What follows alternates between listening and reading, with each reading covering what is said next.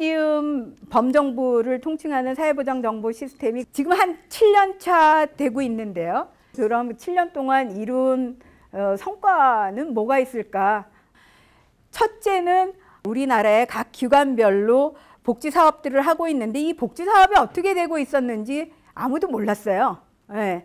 그런 것들이 완벽하게는 아니지만 그것을 통합 관리할 수 있는 기본 체계가 구축이 되었다는 것이 가장 큰 성과가 아닌가 싶습니다. 그래서 공적 자료에 대한 지금 44개 기관의 뭐 500여 종의 소득 재산 자료들이 모아져서 관리하고 있고요.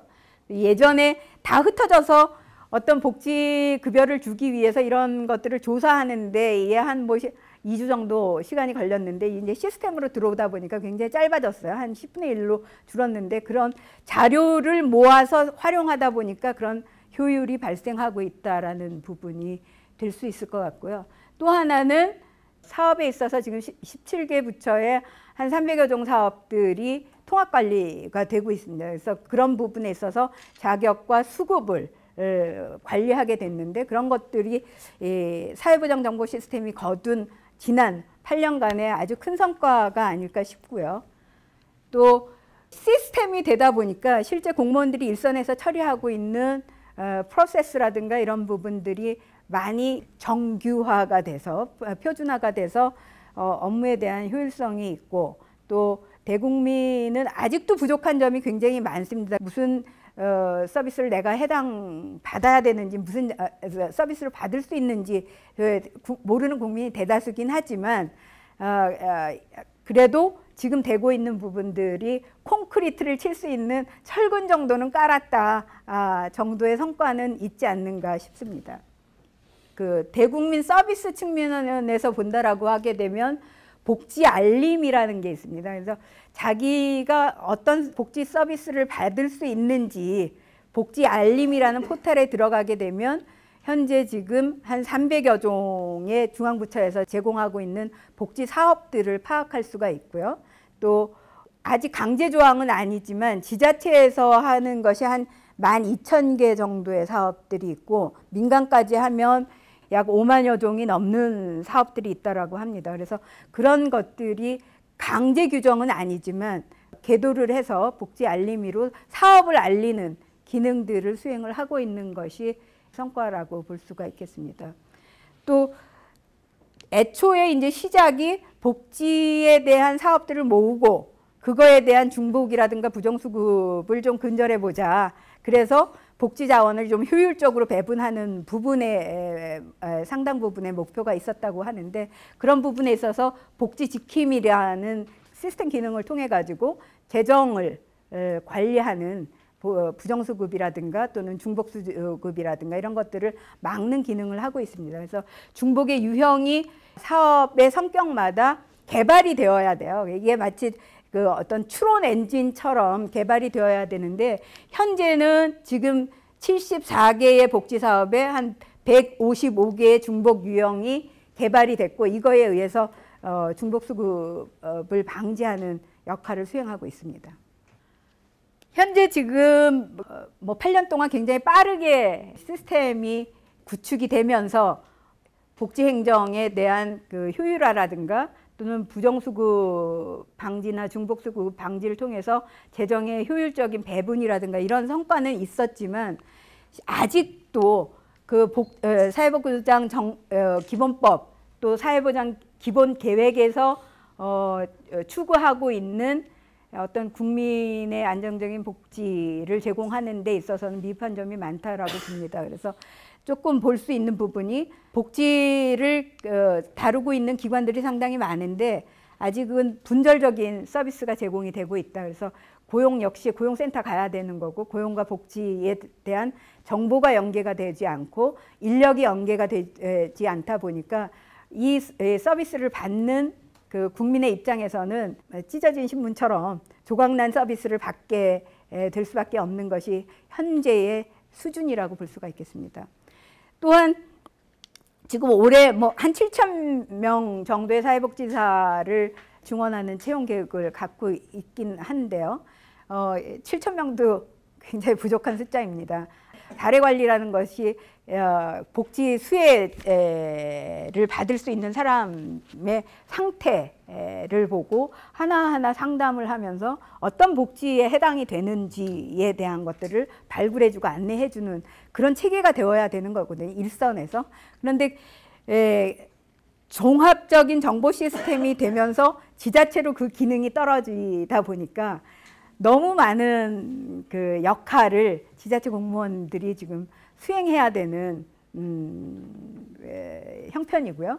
또 그로 인해서 그 복지 서비스를 받는 국민은 제대로 된 서비스를 받고 있지 못해서 엄청나게 복지 재원은 늘고 있으나 복지를 체감하고 있는 국민의 입장에서는 아직도 20점밖에 점수를 주지 않고 있는 건 아닌가 싶습니다. 그래서 뭐 정부 3.0 맞춤형 복지 귀가 따가울 거예요. 너무나 많이 나오는 건데 그래도 또 얘기할 수밖에 없습니다. 이게 고질적인 문제예요. 그래서 부처 간 협력이라든가 이런 것들이 될 수 있게끔 법이나 제도나 조직이나 이런 부분들의 혁신이 좀 필요하다라는 생각이 들고요. 또 정보 공유를 활성화하기 위해서는 부처 간 칸막이 실제 굉장히 심각해요. 조직의 R&R에 따라서 정보를 마치 지금 뭐 정부 3.0 하면서 정부가 갖고 있는 정보를 국민한테까지 공개하라고 하는데 부처 간에도 공개를 안 하고 틀어지고서는 그 목리를 부리는 사례도 왕왕 봅니다. 그래서 이런 부분들이 좀 근절되어야 되겠다. 빠르게 근절되어야 되겠다라는 부분이고요. 또 수요자 중심의 맞춤 서비스를 하기 위해서는 많은 기능과 또 서비스에 대한 연구가 있어야 된다고 생각합니다. 태동 자체가 정보를 통합적으로 관리하고 또 그거를 통해서 재정을 효율적으로 분배하는 데에 목적이 둔 시스템이다 보니까 어떤 서비스에 대한 부분에 대한 연구라든가 기능이라든가 이런 부분들은 굉장히 취약한, 미흡한 상태라고 보여집니다. 그래서 사회보장 정보 시스템은 그 법에 의해서 돌아갈 수밖에 없는 겁니다. 그래서 모법이 되는 사회보장 기본법이 있고요. 기본법을 수행하기 위한 기본 계획이 있습니다. 기본 계획에 보게 되면 지속가능한 사회보장 기반 구축이라는 섹션이 있습니다. 거기에 사회보장 정보 시스템과 관련된 내용들이 있는데 여기에 보게 되면 업무 처리 지원 시스템 확대 구축을 통한 복지행정 효율화, 그 다음에 생애 주기별 맞춤형 복지 기반 조성, 사회보장 정보 시스템 운영 기반 강화, 수요자 맞춤형 고용복지 연계 통합 전달체계 구축, 이런 부분들이 한 10가지의 개선할 수 있는 포인트들이 있다라고 말씀을 드릴 수가 있습니다. 그래서 이 중에서 몇 개만 좀 설명을 드리겠습니다.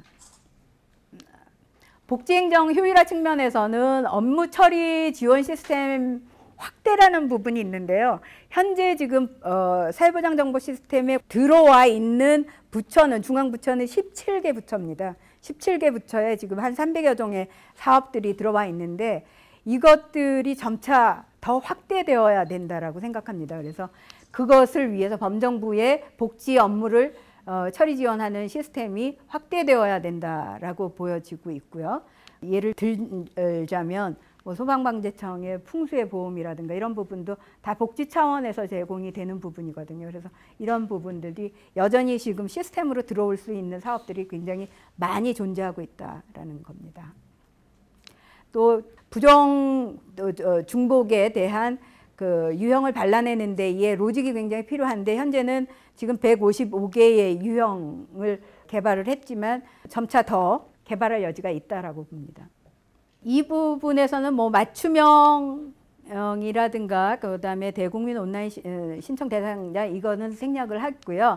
양방향 서비스 의뢰 체계 부분을 조금 설명을 드리겠습니다. 서비스 의뢰라는 게 뭐냐면 현재 지금 정보 시스템이 갖고 있는 지자체 시스템이라든가 또는 기관 뭐 그 LH 공사라든가 또는 장학재단이라든가 기타 복지 자원을 논아주는 기관들이 있습니다. 근데 이 부분들이 지금 그 나누어서 기능을 수행하고 있죠. 근데 사회보장 정보 시스템에서는 개인에 대한 정보라든가 또 복지 사업에 대한 정보가 들어와 있습니다. 그래서 그것을 하면서 임대주택에 대한 그 상담을 하러 LH공사에 갔다가 이 사람 상담을 하다 보니까 뭐 노모도 계시고 또 어린애도 있고 하니까 지자체를 가서 이런 수단도 있으니 받아보세요. 이렇게 서비스를 발굴해서 지자체에다 넘겨주는 부분을 서비스 의뢰라고 하는데 현재는 지금 단방향으로만 되어 있습니다. 그러니까 중앙부처 기관에서 지자체로 넘겨주는 서비스 의뢰만 열려져 있어요. 그러다 보니까 이게 효율이 굉장히 떨어집니다.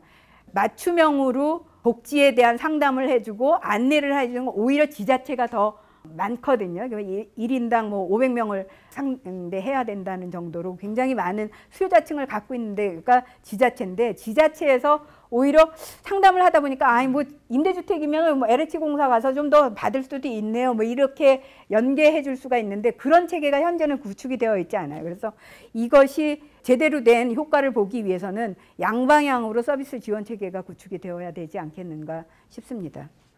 또 지금 한 2,700만 개인정보가 들어와 있고 굉장히 민감한 정보들이 많이 들어와 있다 보니까 개인정보에 대한 관리 체계가 좀 더 심화되어야 될 것 같고요.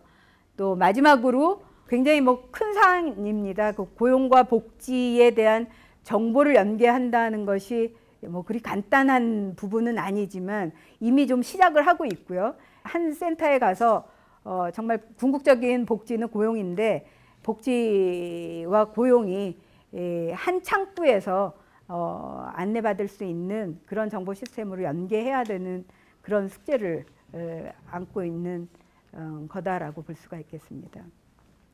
예, 제가 준비한 내용은 설명드렸고요. 예, 제가 느끼는 거는 지금 한 8년차, 7년차의 수령을 갖고 있는 정보 시스템이 있지만 실제로 서비스라는 관점에서는 지금 이제 뭐 철골 정도 구축한 상태라고 봅니다. 그래서 수요자 맞춤형이라든가 또는 민관이 협력한 어떤 그 질 좋은 또 풍부한 복지 서비스를 제공하기 위해선 풀어야 될 과제가 많은데 사회보장 정보 시스템에 지금 그 국한에서 지금 본다라고 하게 되면 크게 이제 세 가지의 이슈가 있다라고 봅니다.